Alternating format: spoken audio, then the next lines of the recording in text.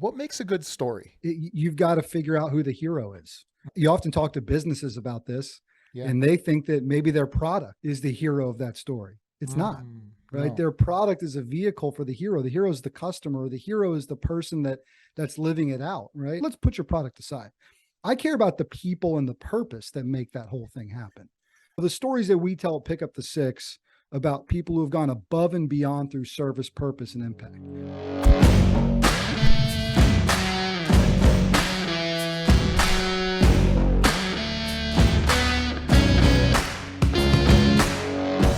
Welcome to the Spear and Clover podcast, the show where military mindset meets the spirit of the puppy. I'm your host, as always, Jason Skeesick, the entrepreneurial evangelist, and each week I bring you the stories of visionaries who see the world as it could be and can't help but take action. If you're enjoying these episodes, please take a moment to subscribe, like, and review. This is the best way to stay in the loop when we drop new content. Don't forget that the conversation continues in our brand new Spear and Clover community group over on Discord. That is where you can get to know the other followers, hear from other guests, and get resources to help grow your business. I also regularly host Q&As with myself or other subject matter experts on the platform. I can't wait to see you inside.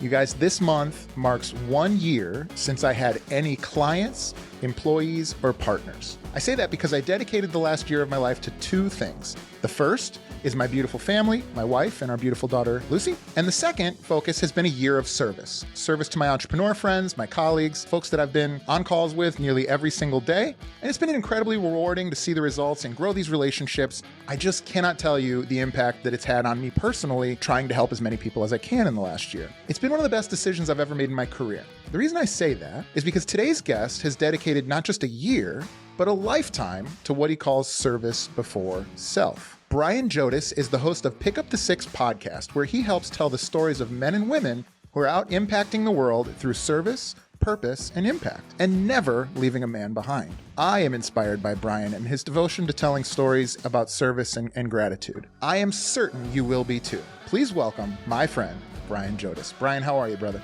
Man, that was incredible. I'm humbled. Oh, I tripped up a couple times with it. Yeah, you're a special guy, man. I wanted to write you a special intro. I did a little research on you. I'm really excited. We've obviously spoken before. Really excited for this conversation, man. How are you doing? I'm doing great, man. It's a beautiful day. I'm here in Central North Carolina. It feels like fall, right? You know, the seasons are kind of changing a little. Yeah. Coming off of a banger of a week last week, was just incredibly busy, but in a good way. And so, man, to carve out a little time and to chat with you and to look at that mustache across this digital divide. I mean, what more could a guy ask for? Brother, it's as glorious in person as you would guess. Yeah. It really is. Yeah. I can't keep my hands off of it, to be honest with you. It's funny you mentioned being in North Carolina. I drove out through the mountains from Indiana to Virginia last week, and oh my God, it was worth it for the drive there and back. You picked a great time to do it. Oh my gosh. And then I live here in basically southern Michigan. I live in Indiana, but we're basically southern Michigan. So watching those leaves turn and driving through the curves, just unbelievable. Yeah, man. I went to college out in the mountains of North Carolina at Appalachian State, which is in Boone. And so got to see, from what I can remember, you know, memories a little hazy from those days. Yeah. But got to see a lot of that, right, in person. And the old Sky Q, man, the creator paints you a nice one this time of year. This peak season, man, for you to be driving through it. So that sounds great. Yeah, it was pretty great. I got dusted up by a little 911 driving through there for a few minutes. It was pretty fun. Yeah. So listen, the first thing that might jump out to somebody listening to this at home is that buttery, dulcet tone that you have in your voice. Tell us about you're clearly very good on a mic. What's your background? Well, thanks, man. You know, I grew up as a kid wanting to be on SportsCenter, right? Like my dream job as a kid was to be a sports broadcaster, you know, and I watched a lot of games, but I also I watched a lot of SportsCenter as a kid, and I loved it. And so I went to college for electronic media broadcasting, was able to spend about 8 years working at a couple of local TV stations. And I was the sports guy. You know, we're going to Brian on sports. You know, it's like, we're out here at the Final Illini football game. And you're a Midwest guy. Like, you know, I worked in Texas and Illinois. And so I was a sports broadcaster for about 8 years. And so really kind of crafted that ability. And just, I've always, had just sort of, I think, a God-given ability, and then, stoked it through schooling and apprenticeship and learning to tell stories, right? To gather news stories, but to try to do it from a sense of having, even in those tight amount of times that we had in the news days, to try to make an impact. And so, I feel pretty comfortable, either in front of a camera or behind a microphone. And so that's why we've kind of pursued that, right, throughout my career. Yeah. And so now as you've moved into podcasting and sort of other mediums, I think we talked about it a little bit before the call, but have you found it better to tell long form stories, or maybe stories that you're interested in? And maybe if you could kind of give us an idea of what it feels like when you're trying to fit 5 pounds in 10 pounds of crap in a 5 pound job, whatever. And then switching over. Yeah. Genuinely, I like doing both. Okay. And I hope we've got a knack for doing both. On the podcast side of the Pick Up the Six house, right? We've got time. We've got time to let things breathe. Yeah. When I was working in local television, you didn't have a lot of time for things to breathe, right? The average news story is somewhere between a minute and a minute and a half, maybe. Every now and then you'd have a little bit longer. You'd get to host a long Friday night football show, but still we were going, man, a mile a minute. And now that has served me well in media production, in content creation. I told you about having a busy week last week. My team and I embedded with a local golf tournament, and every day we were churning out really quick stories that sort of showed the heartbeat of what the event was about, because there's pro-ams and all these different things before they even started playing golf.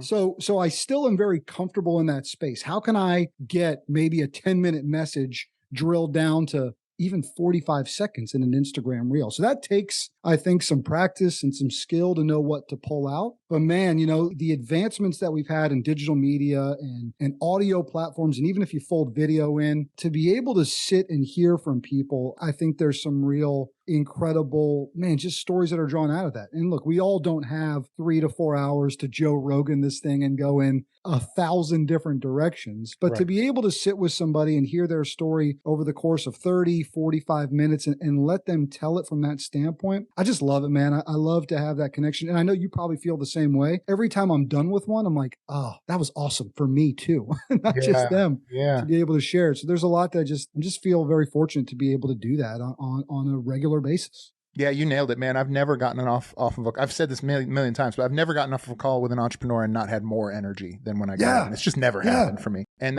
those are my people. So I have a question for you. So before we get into visual, I want to separate it into visual and just in general.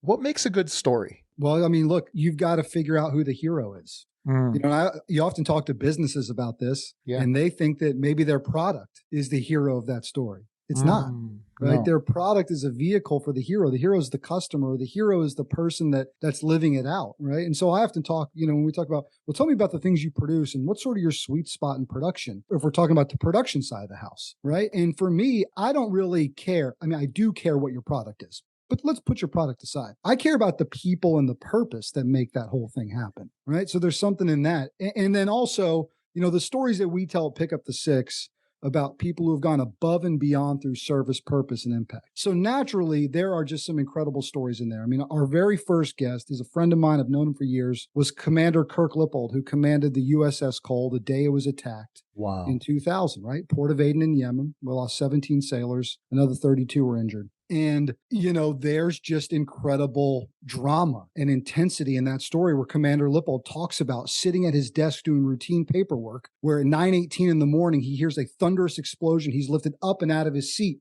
And he comes back down and he goes in and he grabs his 9mm and he walks out of his quarters to face what could be his destiny, right? There's high drama in that, obviously. But then even I had the pleasure of interviewing a husband and wife who they were going out to their car on a Friday morning. They live about 3 hours east of me, oddly enough. And his wife was attacked by a rabid bobcat and he saved her and he got the bobcat off of her and threw it. So there's drama in that, but of a different kind. So there's those high drama moments. Then there's also just great people, man, purpose-driven people that just exude it. And I just want to talk to them. And there's always stories in those too. That's fascinating. It's interesting you say that because you're sort of, I kind of reverse engineer that and not into what makes a good story, but more like my hopes of how things are going to go. And so as I've grown older, I've noticed there was a time where I wanted things to go the way I planned, just in general, whatever that was, in the military, whatever. And then there was a time where like I wanted things to go the way that I planned, but if something went wrong, I would kind of acknowledge like, hey, maybe this is going to be a good story later after I'm not pissed off about it. And now it's almost like I'm driving home hoping somebody cuts me off because then it's like, oh, there's a great story there. Right. It's just interesting to hear you talk about it like that. And for the record, on a much lower scale, there's nothing like, I've had this happen. There's nothing like going about your life and then a bomb goes off. Literally, or like figuratively, depending on where you're at. For me, it's been literally. And it's like, you just don't know what that does to your endocrine system, your nervous system, your body, your mind. It's crazy. And so the funny thing is those folks with the best stories that you're helping to pull out are probably the ones that aren't sitting around telling everybody about it unrequested. Right. And so guys like you, we need guys like you. Well, and I feel very fortunate just to be in the position to have built a network out and sort of spiderweb this thing, right? So you have one guest on that leads to another one. I know that's happened for you as well. So to be able to tell stories from multiple angles, look, obviously great storytellers help, right? So the 7th episode of our show is with Eric Maddox. Eric Maddox was an Army linguist, a Chinese linguist who was put in position to go to Iraq and do all of the interrogations that ultimately led to the capture of Saddam Hussein. Pretty big deal, right? The freaking ace of spades. Wow. Eric's ability to tell that story, right, is like listening to a movie the way he tells it. But here's a little secret, right? Because I had heard the story. I had heard him. I watched him tell it once before I interviewed him because I was like, I need to know the beats of this story so I can go through it with him because it's my job, right? It's my duty to take him through it. I know he can take us through it. And in learning about him, I'm not going to give you all the details because I would love for people to go listen to it. I'm gonna. But I learned about this pivotal moment in his life about 15 years before he led to the capture of Saddam that actually connected to the story. And I said, Eric, I want you to get us to this super intense moment where you're about to get Saddam's guy and you just miss him. And I want you to stop. And I'm going to take you out of Tikrit and I'm going to take you back to Oklahoma. And he said, I don't know, man. You think we can pull it out? I said, just trust me. Let's do it. And I pulled him out of the story, all in audio. Pull him out of the story. We go back into his youth and we drop in this moment that is pivotal to how he ends up leading to capturing Saddam. So moments like that, I'm like, you just live for that. It's like a home run. It's one of my most favorite episodes with Eric Maddox. Wow. And so stuff like that is obviously incredible. And then there have been certain events that have happened that we've told from multiple angles. So if you're familiar or if your audience is familiar at all with Operation Red Wings, which is the whole operation of the lone survivor. Right. Most people Murph for those CrossFitters out there. That's exactly right. Right. Yeah. Michael Murphy, Matt Axelson, Danny Dietz. I have a T-shirt with all their names on it. Somebody gave it to us that was in that operation for my gym. It's hanging on the wall. Go ahead. Dude, I love it. So my birthday is June 28th, 1981. That op was June 28th, 2005. So I've always felt some sort of connection to it, right? And I've been very fortunate. We've told that story from the angle of the helicopter pilot who picked Marcus Luttrell up. In fact, when I was thinking about starting this podcast, I was watching that movie one night. Family's all asleep. It's a Friday night. Got a glass of bourbon. Like, hell yeah, let's get after it. Let's watch Lone Survivor. Sure. And I'm watching the movie, right? And they pick up Luttrell and they throw him on the helicopter. And this dude looks over his shoulder and then takes off the helicopter. I'm like, well, who the fuck is that guy? Like, that's the guy, right? That's the pick up the 6 guy. Yeah. Like, that's what we're about, right? Who is that guy? Yeah. So we found him. It's Lieutenant Colonel Jeff Spanky Peterson, who's leading a 6-man Air Force Reserve crew in this deadly mission to go pick this guy up.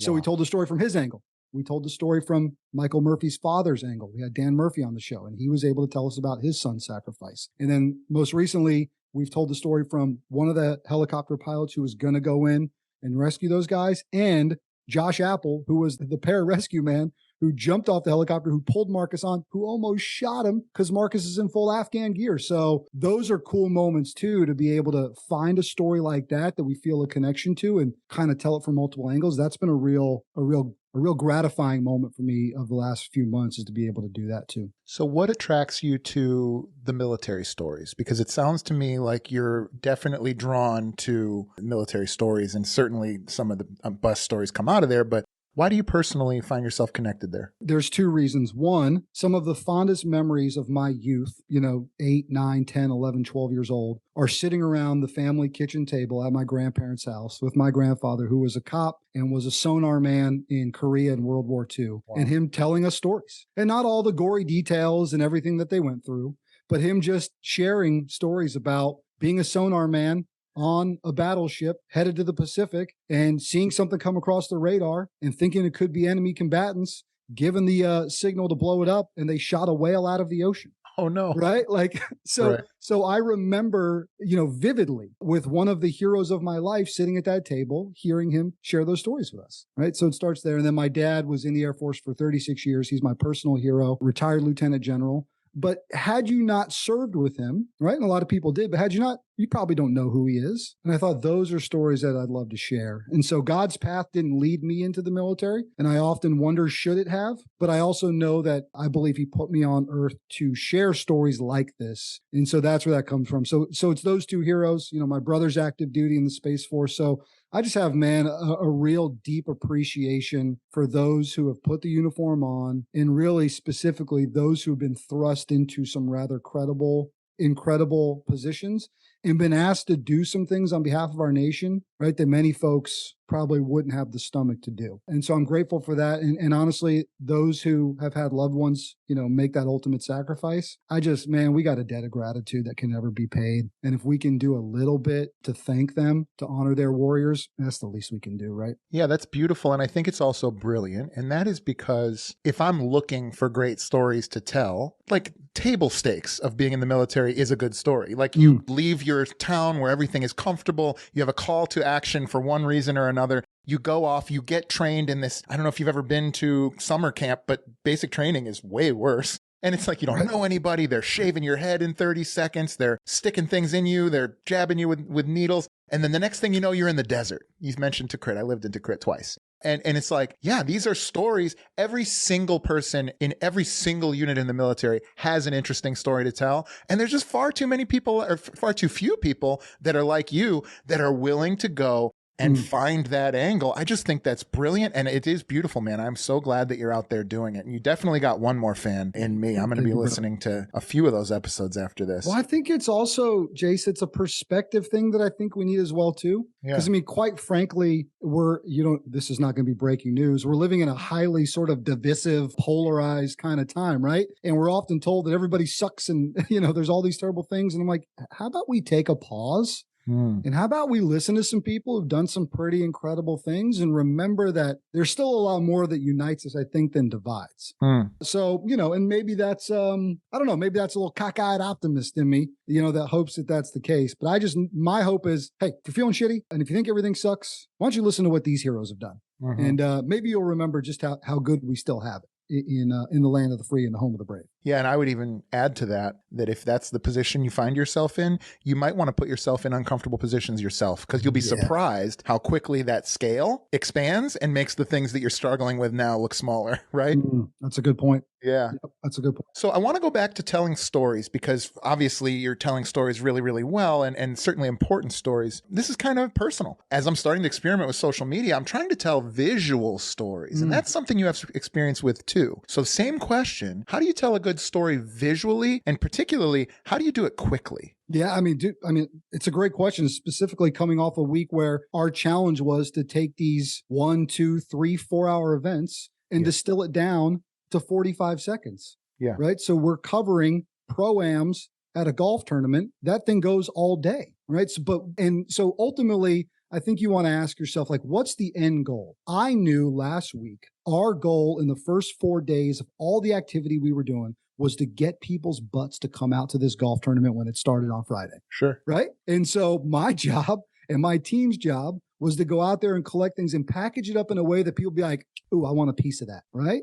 So I showed you Padraig Harrington. If there's any golf fans out there, remember him, right? I showed him basically giving the guys in his pro-am a free putting tutorial. And then the guy in his group saying, this is absolutely incredible. Like, where else can you get this level of access to these guys? So I'm hoping then the viewer sees that and is like, I better get down there, right? I might see something like that too. So I think for those instances, I think ultimately it's like, all right, what's your goal, right? What are you trying to get people to do? Is there some sort of movement you're trying to get them to take? Are you trying to get them to subscribe to your podcast, to buy a product, to come to your event, to just be a better human, right? Whatever that is, maybe keep that end goal in mind in the content that you're creating, right? And maybe we can try to drive them there. And so what we were able to see was flip these quick little 45-second videos. We're able to get them out to thousands across the Instagram reel. Ticket sales start booming towards the end of the week. I think we have a role to play in driving some people out to come attend this thing. So I think you got to look at that, right? Look at like, what would you say you do here? What are you trying to do? And then how can these things I'm creating ultimately help get us there? I'm a people person, Brian. That's right. So you physically take them down to the... Well, I don't physically. Okay. Let's just run lines from office. Absolutely. So Brian, that actually ties into my follow-up, which is this. So I imagine you're not doing this alone. Mm-hmm. And so how do you scale your vision for to your team? How do you scale that vision to those people that are operating the cameras, to those people that are pulling the trigger on an editing box, to those people that are asking the questions? How do you find that you're able to do that quickly and effectively in the field? Yeah, that's a good question, Jason. We were super lean and mean last week. So it was 2-man team, right? It was me and another guy. And we work really well together and we've got very good rapport and we trust each other. Right. So I'm able to say, Aaron, this is the guy I was working with. These are our responsibilities for the day. The good thing was too, our client cast a very clear vision as to what their expectations were. Right. So we went into the week knowing we have set objectives. We are here to gobble up as much video as possible for archival purposes. And we're here to be lean and mean and quick and get videos out fast that can ultimately drive people to come attend the event. So we had very clear objectives. My team and I have trust in each other because he had to go out. It's a big golf course, right? He's covering something on one side. I'm covering something on the other side. I know he's got my 6. I've got his. We're communicating. We're keeping the lines open. Hey, were you able to get this? Cool. I'm going over here to get that. So we're constantly talking. And every day we would do a reset. Okay, here's what we got so far. Here's what we still need to do that's on our major objective list from the client, right? Because at the end of the week, they're expecting shots of people playing golf. They're expecting all the structures.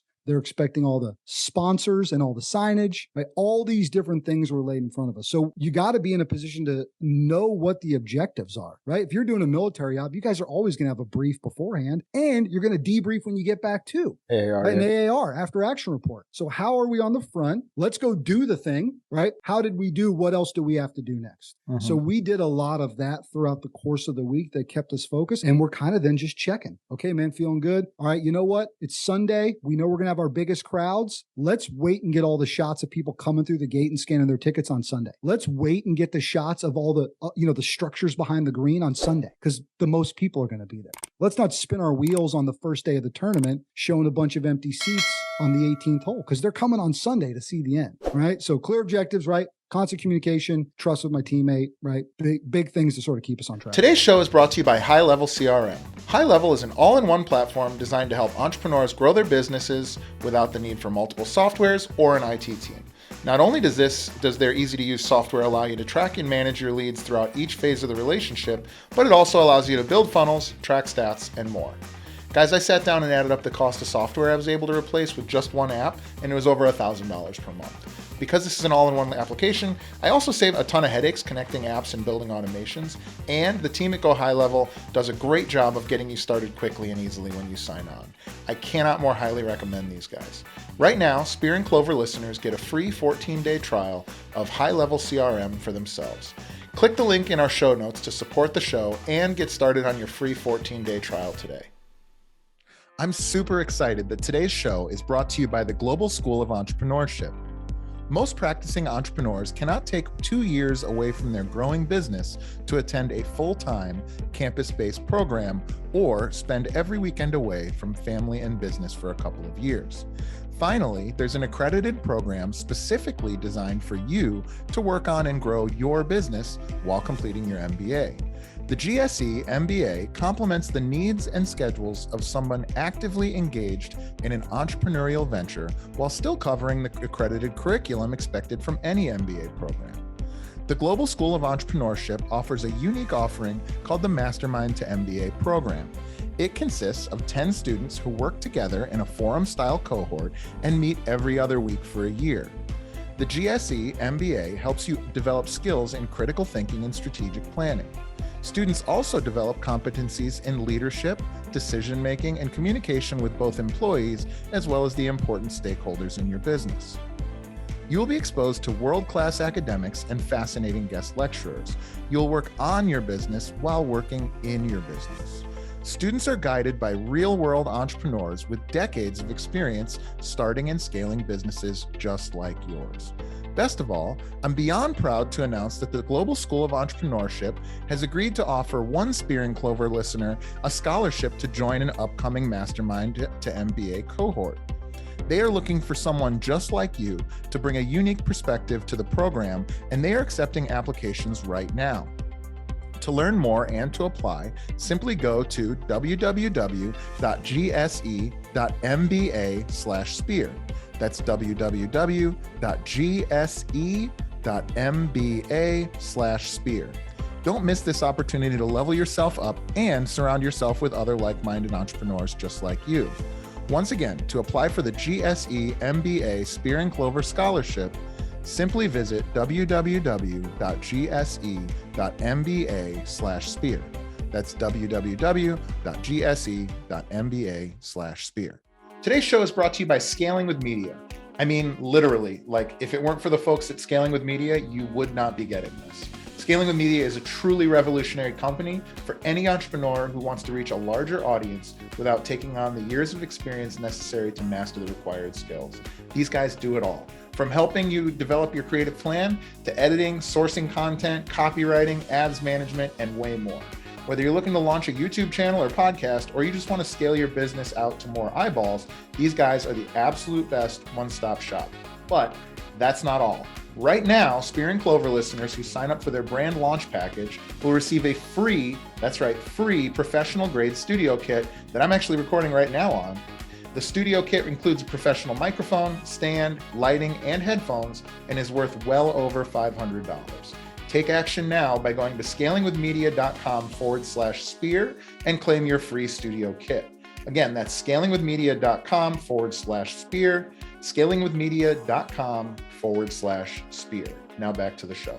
Do you journal? You know what? I do a lot more sort of digital typing as I go. And then I've got a journal that I probably write in about once a week. I'm not an everyday kind of guy, but I'm probably. The reason I ask, sorry, I didn't mean to cut you off. The reason I ask is when people are drawn to and become experts at telling other people's stories. I had an interview with somebody who was fantastic. Shout out to Sammy. She's an author. She like co-authors books with people, and she's an actress. And this brought this idea of like telling other people's stories. And so I'm very curious, as somebody who's made it a living of telling other people's stories, where do you place your own story, and how much do you think about that? It's a good question. I don't know that I've got a super intellectual answer, because I just try to use the talents I've got to continue to share those. But you know, we're living in a time where I think we've got to tell our own and at least be aware of it. That's where I think writing things down helps, because if you do that, then I think you're able to look back on it later and maybe pull some pieces out. Maybe I could have tried this approach. I also think it helps in the gratitude factor, right? We can get pretty overwhelmed by a lot of things. But if once a week, or you're probably an everyday kind of guy, right? If you're writing those things down, and then if you're feeling kind of shitty because something's not going your way, yeah, but look back at what I just said here. Look back at that, reaction in the moment, which maybe even if you're just telling your own story to yourself, there's probably some value in that too. There is. I haven't thought about that much. That's a cool question, and something I'm going to think about as we kind of go from here a little bit. I'm glad you like it. And I encourage you to think about it. I will tell you this. I hate journaling. I am just so lucky that they made podcasting and coaching and a record button, because before that, there's just no record. There was one time I was coming back from a mastermind and I was particularly like invigorated and inspired. Yeah. And I tried to just like write down as many key dates in my life as I could. Just like, what's my story? Like if I wrote a book, what's the story? And like, honestly, I get bored with it really quickly and I didn't enjoy doing it. What I do is I talk a lot and I talk to people and I use myself as like the reference point within those conversations. Yeah. I feel very similar. Yeah. But just thank God that they have things called podcasting, because even if nobody listens to it, my kid can one day, right? Or my grandchildren. Yeah. That's a good point. So it's just interesting. I'm someone who has to think a lot about not saying the word I when I talk to people, and have gotten better at it. I have, and I will continue to get better. I will. And so I'm so curious about people whose default is to ask about you. And so that's where that comes from. Well, and that's why, like, I'd much rather sit here and and recount the cool stories Yeah. we've been, I mean, you've heard me, right? Over the last 30 minutes, very quickly tell you about all these other people, right? Like I would rather talk to you about those guys, right? The folks that we've had on and the impact they've had. And look, yeah, we are building a vehicle to share that. And I hope there's a valuable place for that.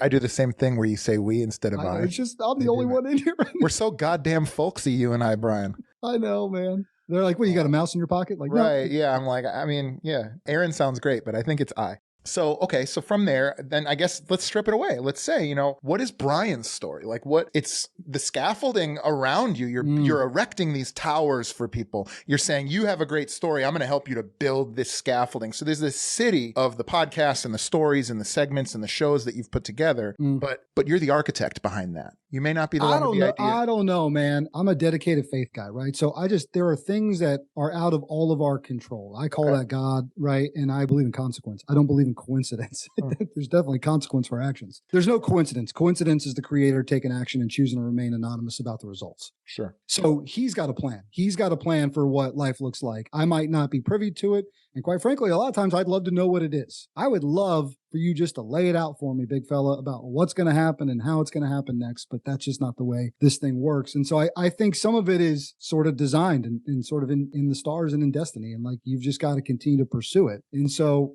but people said, hey, tell me your story. Look, I think I'm a guide. I think I'm a good storyteller that can come along and sort of help bring some things to life and maybe introduce you to people that you didn't even know existed. And then you're like, well, that's a pretty cool person. Let me go find out a little bit more of them. And maybe you take a little bit more of their personality or things that they've done or learned from and, things like that. Yeah. I think of you, just from this conversation, at least, as being like the ultimate person to be next to at a fire, like a bonfire. Well, we're going to have a couple drinks. I can promise you that. Oh, I guarantee you that. You give me another reason to drive through the mountains, Brian? Don't you dare. Don't Absolutely. you dare. I got a 1-year-old baby over here. I can't be driving through the Appalachians all the time. We'll find time and we'll have a nice bottle of brown water and get out. I mean, but yeah, I'm with you, man. But I also like to just sit around those and hear other people. Well, that's the question. So the question is, I'm a listener. I'm hearing this. I'm definitely going to go check out that bonfire Brian started. But if somebody at home wants to build a brighter fire and tell better stories around it, what's some advice you can give to somebody listening to this show who maybe either has stories or has interest in other people's stories? What's the best way to set up the logs for that fire, man? Dude, so find what's going to spark the fire. Right. For me, the ability to think, all right, today we're going to talk to this person, right? That's done this incredible, right? So find something you're excited about. Like I wouldn't go do a podcast about economics and math. It's just not my jam. Right. Right. But for me to sit on this side of the microphone and host a show that's interviewing folks about service, purpose, and impact, like, dude, I'm doing what I was born to do for those who I was born to serve. I'm in my sweet spot doing that. It's almost effortless. It doesn't mean it doesn't come with work, and I'm not researching, reading, and listening to them. So I don't just go into it and wing it. Although every now and then the schedule gets a little busy and you got to sort of fly at it, but it's all good. So you got to find a bit of a passion. And I think the other challenge too is like, and this probably happens to a lot of people in life and in work, we get so focused on, are you doing everything you're so passionate about? But you still got to work and you got to pay the bills. And like, yeah, we all still have things that we got to do that maybe don't check every single bit of the passion box, right? Sending out invoices and collecting invoices and doing accounting and bookkeeping ain't exactly, right? Like, I'm in my sweet spot doing that. I know those people, but they're not us. They're not me and you, bro. Yeah, you're right about that. Thank God for those people that help in that space. Yeah, I worked as an underwriter out of college or really as an analyst, financial analyst at a big bank. And I just knew from my reflection in my coworkers that were successful there. I'll never forget the guy that was mentoring me at the time. He's a fantastic human being. I won't call him out by name because it might come off bad, but he was a fantastic human being and unbelievable at his job. And he was like, hey man, let me explain something about me. I leave my house every morning and I close the garage and I drive. And then I drive around the block to drive back by and make sure the garage shut. I do that every day. Wow. And I'm like, that's the type of person that needs things to be in order, that will check the documents, that will update the spreadsheet and then double check it. And those people, they actually find beauty in that organization from chaos. But it doesn't sound like that's me or you, Brian. What do you struggle with? What do you suck at? Yeah, dude, organization, right? Like things stacking up and having, 50 things to do at the same time. All right. Like you can tell just from talking, like I love to go get after it, but my shortcomings are in organization, right? And so that takes time, intentionality. It takes time where I've got to be like, dude, you got to slow down, take a minute here. You start to feel like it's getting to be too much, and then find people who that can help in that space. Like, we can't just keep stacking stuff and not ask for help. So I know I'm not super good at being organized. I know I'm not super good at bookkeeping. Cool. Let me go talk to my friends. Hey, who's a really good bookkeeper that you trust? Guy gave me a name. Got her working for, like, absolutely killing it, right? Just takes the load off. So the other thing is, like, you just have some awareness, stop, get a piece of paper out, write down things that are bugging you about your business, write down things you're happy about your business, write down things that are stressing you, and then look to find out, are there ways to alleviate that? Can I hand this off to someone else? Is there someone that I can hire to do this? If I don't have the resources to do it, then you're going to have to grind and figure out a way to get better at it. But man, there's so many resources out there. There's a million podcasts that talk about a million different issues, right? That people have their niche. Go find that and consume that. And so for me, I think it's just, hey, look, if this is something I'm not good at, one, it means I probably need to dedicate more time to it to get better at it. And then, is there someone that can help me? And ask for help.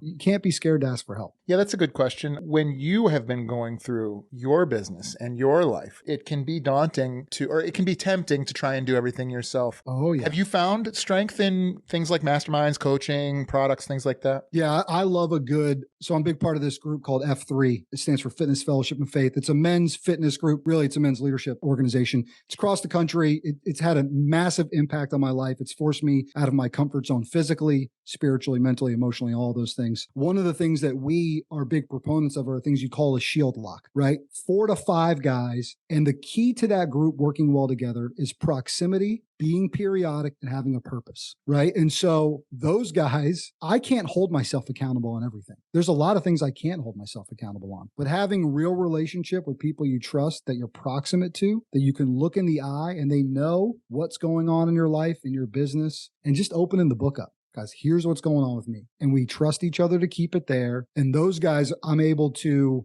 get advice. I'm able to bounce things off of.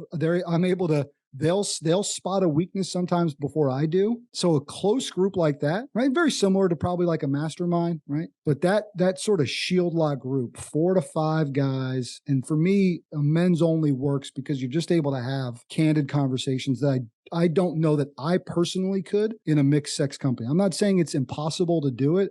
For me, I've got to have other men that I can be real candid with, and it can go both ways, right? Candor is speaking hard truths with love, right? To be able to tell a hard truth. Hey, bro, you told me that fitness is a priority for me. I'm looking at you and it looks like you've put on 15 pounds. What's up? Like, what's up? Let's be real about it. And so, or, hey, you've been talking about your business, but the last time I checked, looks like you've been playing golf 3 or 4 days a week. What's going on with business development, right? Being able to do things like that, that's been a huge help for me. Why do you think fitness businesses, fitness professionals, I am one, tend to grow into these holistic roles? And in some cases, that's like life coaching or business coaching. In other cases, it's like a group like this, where it's like clearly those 3 things that bring everybody together, and fitness is a big part of that. Why do you think fitness is so strongly tied to like human development and improvement? So in F3, we call fitness kind of the magnet. It's the thing that draws the guys in. So picture this, right? Again, this is men's fitness group. You get guys that are 30s, 40s, maybe even early 50s.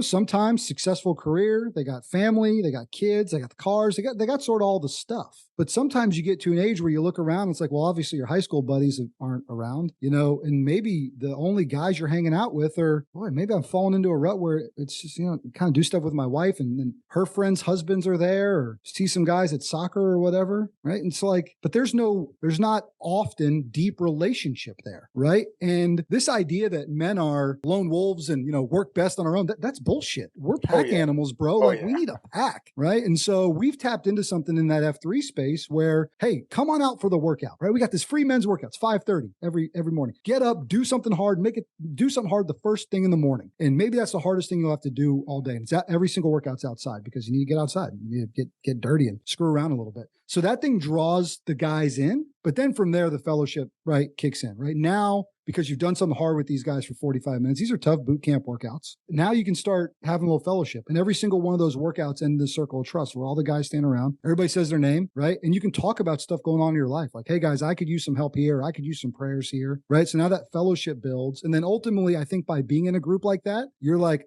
well, I'm not the center of the universe. There's something bigger than all of us out there, right? So, but that fitness piece, it is a great magnet because it's a great way to draw in. Hey, man, you want to get in better shape? Yeah, of course. Like who? Of course. Cool. Why don't you come out to this fitness group we've got? And oh, by the way, you stand a chance to have some really cool relationships and start thinking outside yourself a little bit. And man, I've seen so many cool things happen because of that. Yeah, I love that. I think that was the best answer. I've asked this question a few times in different forms over the course of the show, and that was one of the best answers because it's something I think about a lot. I would sort of add that there's probably something too, if you're familiar with like Maslow's hierarchy of needs, which is like you got to have food and shelter and water, sure. and then you can have this, then you can have that. And it's almost like there's a hierarchy of like appetite or taste or desire. And it's like I want to have a good body. And then it's like if my body's good and I feel healthy and I have a lot of energy, then I want friendship and I can really connect in with there. And then like the higher level of that would be some sort of purpose or meaning or potentially religion in your case, right? Mm-hmm. So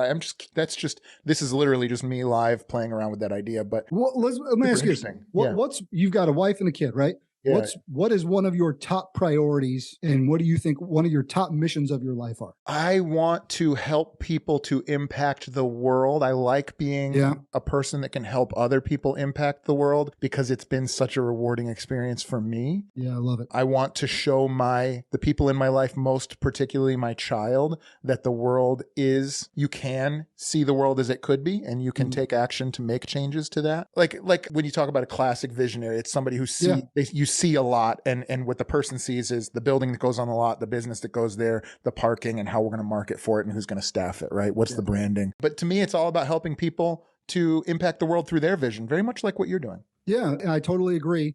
And then picture this, right? So as a husband and father, I believe it's your duty, right? Your duty to provide and protect for your family. I'm not talking about like caveman club, my wife's going to do this and do that. I don't mean that. I mean, it's your job to protect them, right? It is your job to ensure that they're one of your main focuses. But a man can't do that unless he gets right himself, unless he takes care of himself first. Mm-hmm. So getting up, doing something hard in the morning, ensuring my fitness continues to accelerate, and doing that in the company of other men that are pursuing those similar goals only puts me in a better position to continue to provide and protect my family. And again, I'm not talking in some chauvinistic way of doing that. It's just, you got to get yourself right before you can live right for others, before you can lead right at your work, in your community, and before you can ultimately leave this place right with some legacy. But you got to get yourself right first. So that takes an inward look, and it takes other people coming alongside you to provide some accountability. Because I can't, Jason, if I'm going to be accountable to myself, I'm going to sleep in, right? It feels great. Sleeping in feels wonderful. Yeah. But if I've got other people that are waiting on me or expecting me or holding me accountable, right? If I know that, there's others that are pursuing the same things, but it could put a little kickstart to your day. Yeah. I'll let myself down 10 times before I'll let anybody else down. There's no question. We're not all David Goggins, bro. We're not all sitting in a rocking chair staring at somebody at 3 a.m. Wake up, motherfucker! Yeah, who's gonna carry the boats? Somebody yelled that at me the other day. I was pretty mad. Listen. Funny story, real quick. Real quick. I just 2 weekends ago just completed a 16-hour overnight ruck training event. It's a leadership training event, but centered around real intense physical activity. Yep. Started at 6 p.m., ended at 9 a.m. Obviously, we're not under rucks the whole time, but it's a serious movement. 32 guys, 2 teams of 16, carrying heavy stuff the whole night, having to build an apparatus. So we had to build an apparatus. And of course, the whole time, what are we saying as we're carrying this 300-pound apparatus? Who's going to carry the boats? Yeah. Right. And then, we did it at the ocean. We're in Virginia Beach. Sun comes up. Cadre has us all on the beach and says we're going in the water. And I'm just screaming, burn the boats. Is that a Go Ruck event or something else? It was so it's Grow Ruck. Right. Love Go Ruck. Love Jason McCarthy. Love what they do. In F3, we've started our own program called Grow Ruck, and we focus around a lot of the hard physical lessons that we learn from Go Ruck events, but we fold in a lot more tailored leadership development into the course of the event. Right. So guys are growing right throughout the course of that event. They're really pretty special events. That's great, man. I think you're going to look back.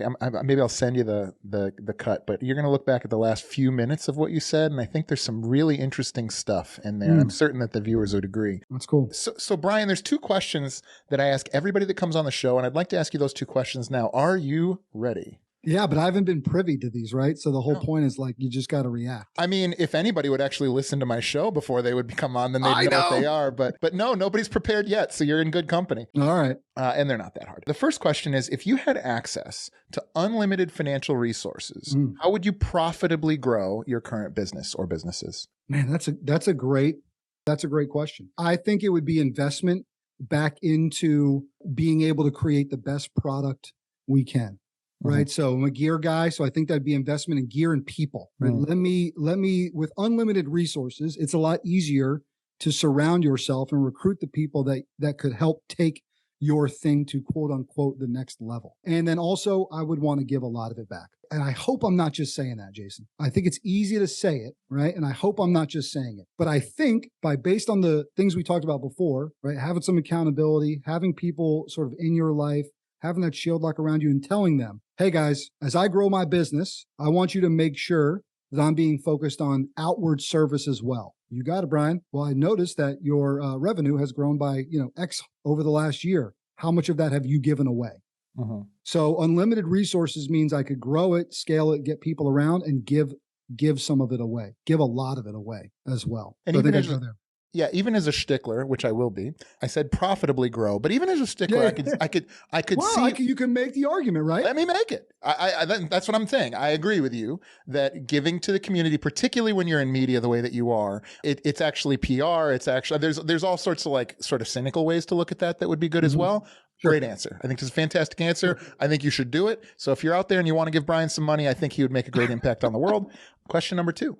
Yeah. If you had to abandon everything that you've done professionally up until now and start something totally new that you've never tried before, what do you think that might be? I'd be a firefighter. There it is. Love it. I've always sort of had that one holstered. And you think back on, just life and again, everybody's path. They think they might get to determine it themselves. They really don't, right? But that's one where family background and service. I think I'd fit pretty well in the firehouse. You'd be a great fireman. Well, Brian, this has been. I'd have to stash up. You look the part more so than I do. Well, they've been recruiting me. I got a volunteer fire department in my little beach community here, and as soon as oh my God. As soon as I get off my own ass and kill these limiting beliefs, I will end up being a volunteer fire person. Yeah. Last year I was Ted Lasso for Halloween, like pretty much everybody, and went stash for that. But I kept the stash for a few days afterwards. Yeah. And I jokingly told everybody, I walked past the firehouse and they just handed me an application. That's great. Well said. Yep. Yeah, I think we would both make some pretty good firemen. Brian, this has been unbelievable. I think better than just a podcast. I'd love to stay friends. I think you're an awesome person. Tell folks where they can find you. Tell people how they can contact you if they'd like to hear more about what it is that you do. Take it away. Any plugs? Love it, Jason. Thanks for the chance to do that. The website is pickupthe6.com. When you go there, you'll see podcast or production, right? So you can see the stories we're telling on sort of our side where I'm hosting it, and you can see some of the stuff we've created as well. So pickupthe6.com. My email address is brian@pickupthe6.com. My Instagram is at BrianJodice. That's my personal Instagram account. And then the Instagram for the podcast and the company is at pickupthe6. So those are great ways to find us. Open, ready to engage, inbox is open on all those fronts. And man, would love to connect. And dude, we're staying friends, man. I'm a fan for life. I love what you're doing here. I love the stories you're telling. I love this evangelical entrepreneur style, and we'll flip it, right? So we've done this. Now you come on, pick up the 6, and we'll flip the microphone position. I would love to. Ladies and gentlemen, Brian Jodice, thank you so much for coming on. Spear and Clover podcast. Don't forget to join our new Discord channel, the Spear and Clover community on Discord. All that stuff's in the show notes below. If you're still listening to this, reach out to me personally. I'll give you my phone number. Have a good one. Thank you guys so much for watching or listening to the show. If you enjoyed the show, please don't forget to show us some love by liking, rating, and subscribing so we can keep making more and better content. If you'd like to support the show and get a great additional content like exclusive shows and even live group masterminds, please head over to patreon.com/spearandclover to become a member of the tribe. If you're interested in learning more about how we help entrepreneurs, visit spearandclover.com or message us on any of our platforms. Thanks again, and we'll see you soon.